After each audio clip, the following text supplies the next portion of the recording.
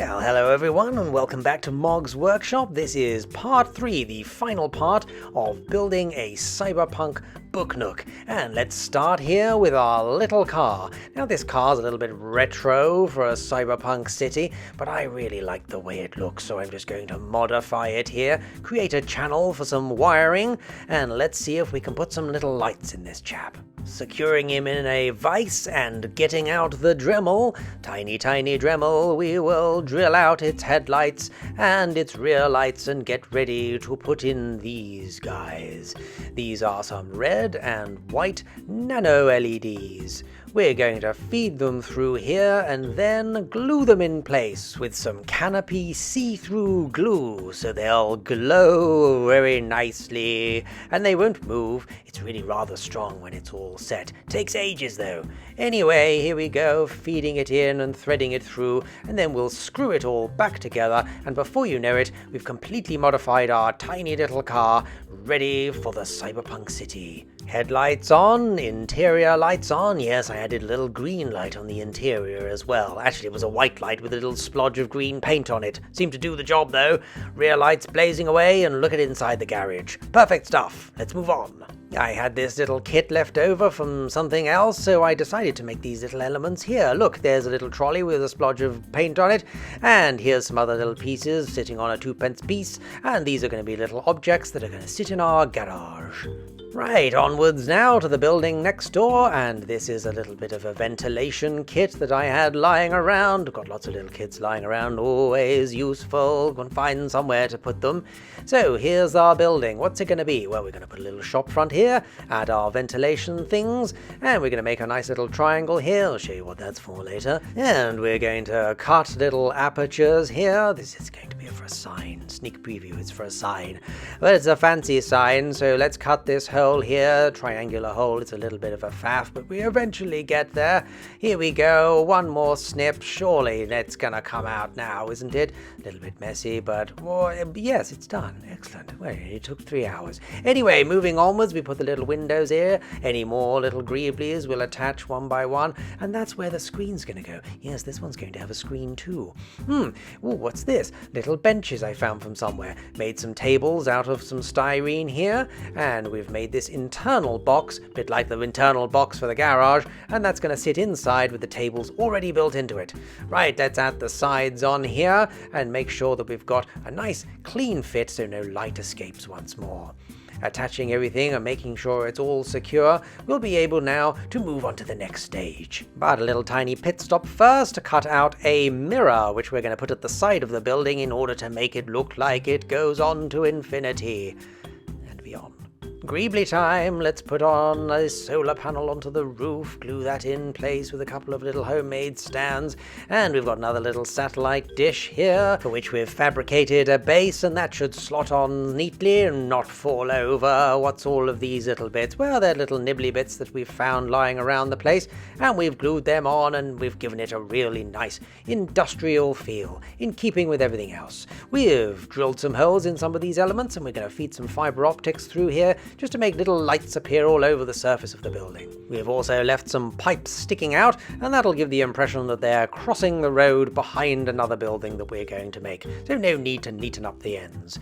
Let's give this a real mustard finish. We'll blast away here with some yellow contrast paint, and then we'll let that dry before we attack it with some other colours over the top. So while that's sitting to one side, let's return to the interior and get these benches ready. Dry brush over some basic red, and they all look uniform and ready to have people sitting on them and ordering food. What kind of food? Ramen, why not? Here we go, there's some bottles on the table. Let's make this interior look rather jolly. There you go, look at that. All ready for customers. Back to the outside now, it's all dry, and let's really go to town with some orange over the top of our mustardy yellow, leaving some strategic parts unpainted for some nice contrast. Then we'll block in the other colours for the little parts here and there, and then we're ready for you-know-what. Yes, it's the oils time, ready for weathering and gunging up. All kinds of colours here, the more the merrier, really here. Let's make it nice and diverse. blasting it on in all sorts of places, creating all kinds of dribbles of goo and stains from all kinds of machinery wearing away for many years. You don't just add big blobs of colour though, it's always good to come in with a tiny fine brush afterwards, and little dots are added here and there, little flecks of paint, really adds scale to an object. And what finishes an object better off than transfer time? Let's get these in place, all kinds of letters and numbers. Let's try and make it make some kind of fun and sense. And then this building really is reaching the end. What we need to do first, of course, is finish off our lovely solar panel on the roof. Again, a little bit more PVA up the top there, just to secure these paper cutouts in place. And then I think we're almost there for the exterior. What's next, I wonder? Oh, we're back inside and we're glazing the windows for our lovely shop front. This gives a nice shine when it catches the light, so it's always worth glazing these rather than leaving them open. Also keeps the dust out, that's always handy. Here we go, the fibre optics have been added. This was a pickle, but it's fun to do. And you snip them off once they're glued in place, and when they light up they should add all kinds of interesting detail to the vision of our building. Our vision that's rapidly coming together as we add the ARGB strips to the inside. A little bit awkward here, but we can thread it inside and outside and get it in place. These are nice and flexible, but if you flex them too much the solder will pop off and you'll have to solder it again. I had to do that several times, so be careful. Anyway, screen in place, the wires are all ready. Time to thread them through the box and put this together as one unit.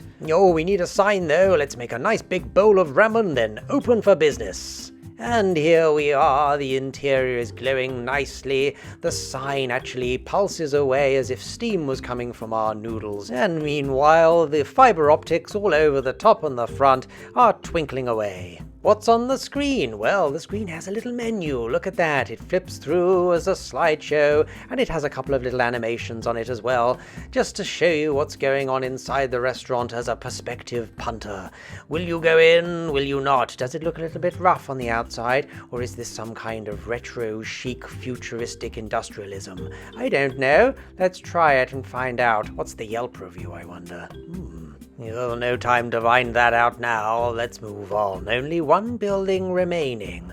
That's the building that's going to go next to this one. I think some kind of power station could be rather jolly. Let's start. First of all, we've got this friendly fellow back again. It's our little cardboard cutouts. These are going to match the other side of the street, make it look like we've got all kinds of graffiti going on.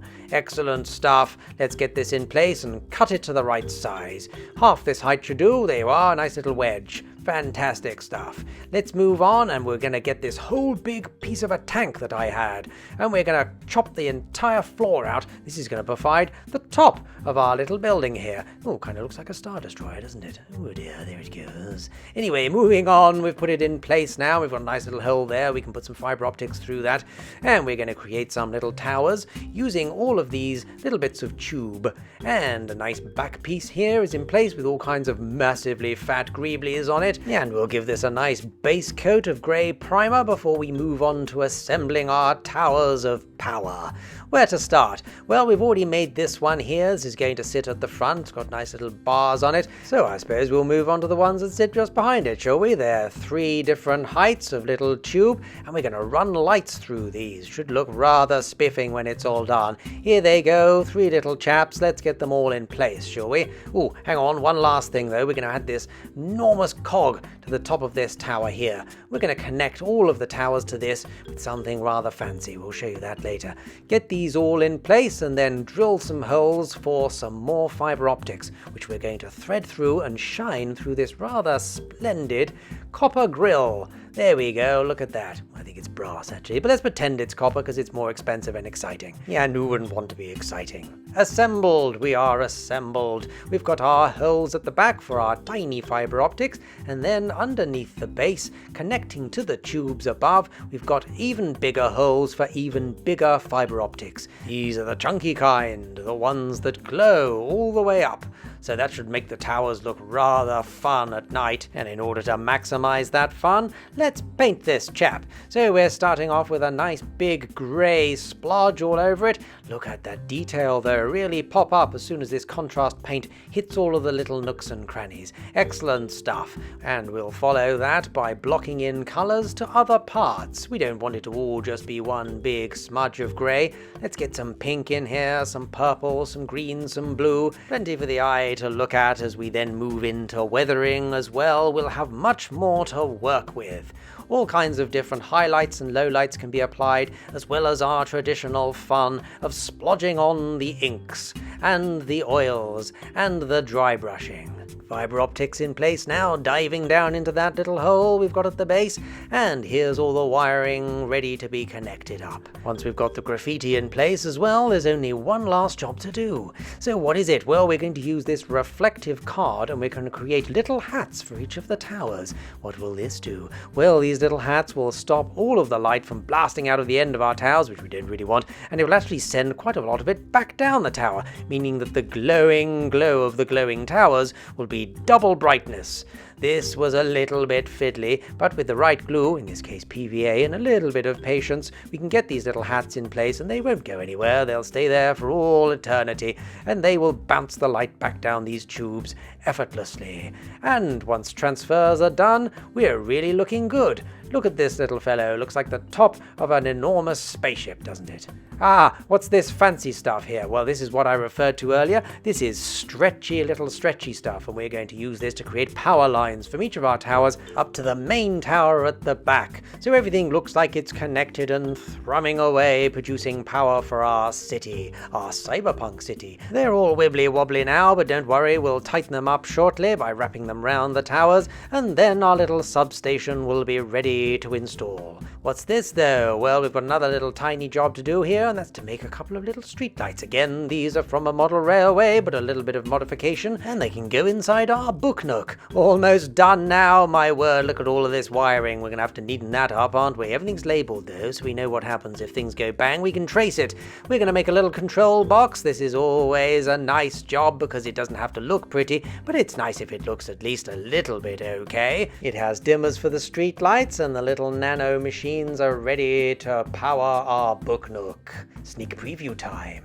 And it's finished at last. Joy to the world. If you haven't already seen the video of the finished book nook, check it out. Here is the link. I hope you enjoyed this project. It was very, very ludicrous. See you soon on Mog's Workshop.